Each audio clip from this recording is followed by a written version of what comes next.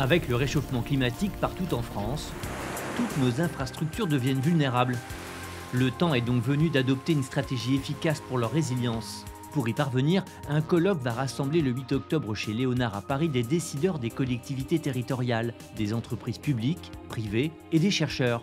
Ce qu'on va partager en fait avec les différentes parties prenantes, c'est comment faire fonctionner notre société dans un monde potentiellement à plus 4 degrés. Une réflexion collective aujourd'hui indispensable selon Enedis, qui gère les réseaux électriques et qui plaide pour une coordination de tous les acteurs afin de faire face aux événements climatiques qui s'annoncent. Le réseau électrique, il permet de faire fonctionner les réseaux de télécommunications, mais nous avons besoin d'un fonctionnement optimum des réseaux de télécommunications pour pouvoir opérer correctement le réseau électrique, qui aujourd'hui s'est fortement digitalisé. On a des interactions avec les réseaux routiers, bien évidemment. On a vécu quelques épisodes assez douloureux comme la vallée de la Roya où on avait perdu les réseaux de communication. On a été obligé de mobiliser des hélicoptères pour pouvoir rétablir le plus rapidement possible le courant et desservir les populations. Et puis on est également tributaire du fonctionnement de la ville comme elle s'opère aujourd'hui. Pour pouvoir venir travailler, les salariés ont besoin de systèmes de transport. Si le métro ou si le RER ne fonctionne pas, parce que épisode caniculaire particulier, les équipes d'Enedis ne peuvent pas venir travailler et ne peuvent pas venir réparer et renforcer la résilience du réseau.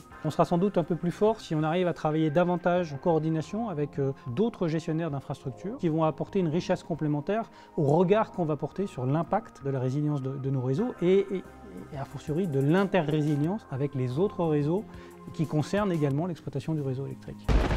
Deux événements marquants ont permis à Enedis d'amorcer sa stratégie de résilience sur son réseau. On a connu 2 épisodes très marquants. C'était la tempête de 99, avec un épisode de vent très violent qui a mis une grosse partie du réseau par terre. Et puis on a eu un deuxième épisode qui a été également très connu sur le territoire national, c'est la canicule de 2003. Depuis ces 2 catastrophes, Enedis investit pour renforcer son réseau. Côté Enedis, on a chiffré le coût de l'action et qu'on investit. On investit 1 milliard d'euros national sur la résilience du réseau. Les montants sont très élevés, mais l'inaction serait au final encore plus coûteuse.